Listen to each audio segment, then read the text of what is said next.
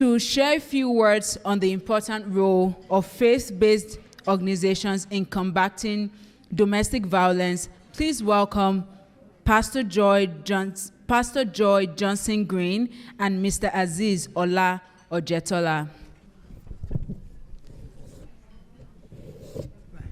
Good afternoon, everyone. Good evening. It's inside. I can't seem to figure out what time of the day it is.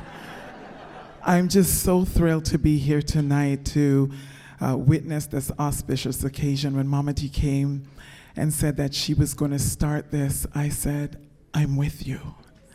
Having worked in the area of domestic violence prevention in the city of Calgary for over 35 years, I recognized the need for such a service as this.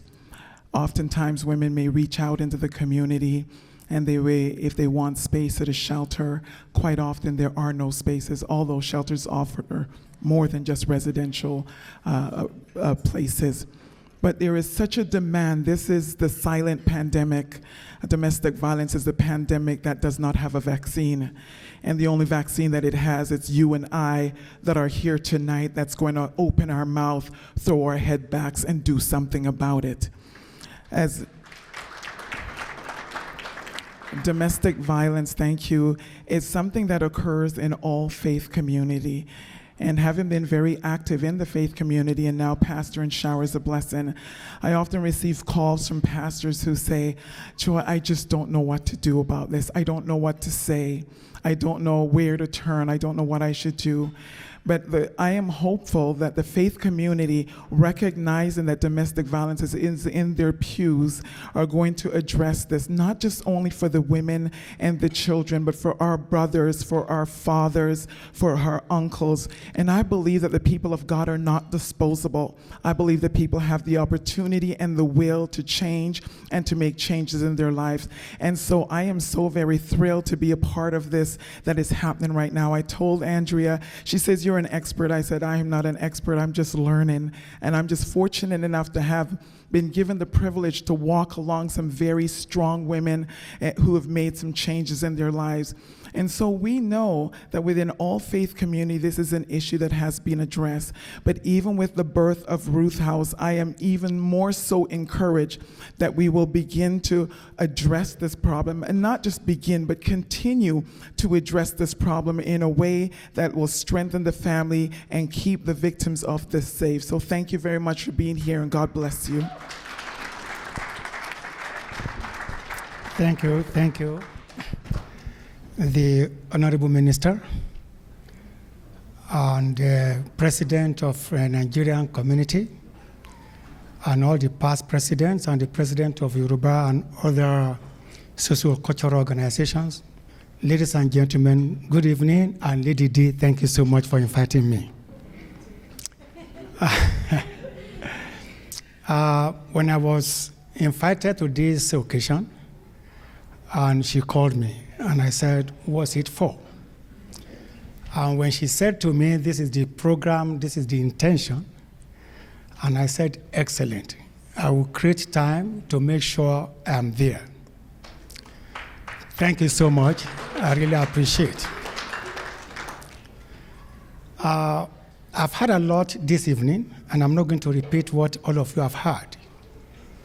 One thing I want to reemphasize is that gender-based violence, domestic violence, matrimonial violence is not limited to a particular culture or religion or ethnic. I am fortunate that I've lived in about 5 different cultures around the world. I've worked among the Arabs. I lived among the Arabs. The same thing we are discussing here is a problem even in the Arab world. We have seen that somebody is a religious leader doesn't mean he's not violent.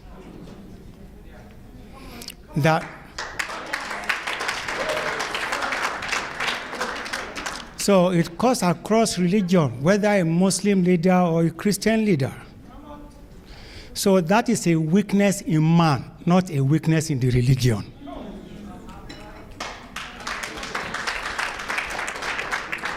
And anytime I look at people, because you are violent, to demonstrate that you are more powerful than the person you are being violent against. You just show your power. And what we are advocating from the Muslim angle is, why are people being violent against somebody you say, I love? That's a question we have to continue to ask.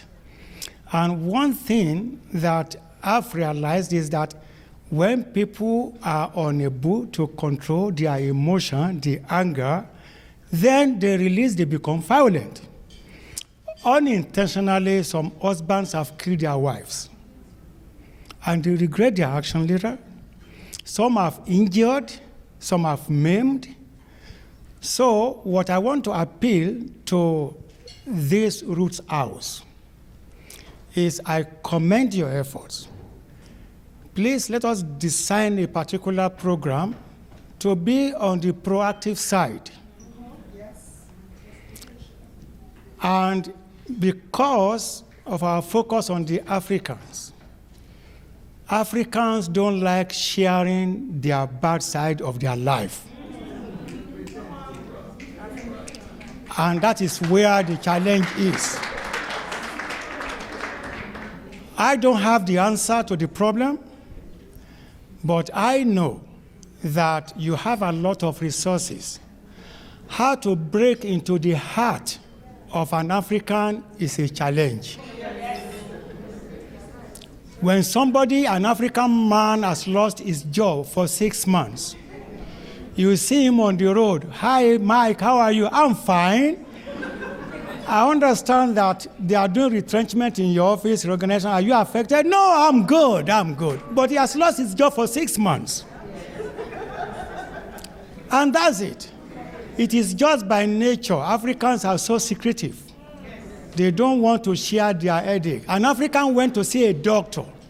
They did a medical laboratory analysis on him, and the result came that you have gonorrhea. He said, God forbid.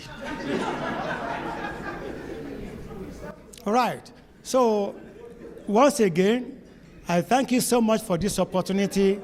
Before I give my microphone, all the organizations here, please support the Ruth's House, Nigerian community, Ethiopian community, whatever community. Let's support them to make sure we achieve our aims. Thank you so much.